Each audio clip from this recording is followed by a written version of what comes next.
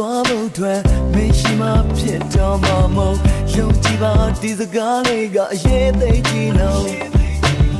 ဒီရင်ဝင်လက်ဝဲဘက်ကနှလုံးသားလေးအပြတ်တည်းနေပြီမို့ဘယ်လိုပြန်ကဲတင်မေးရမလဲမင်းလေးဒီလို့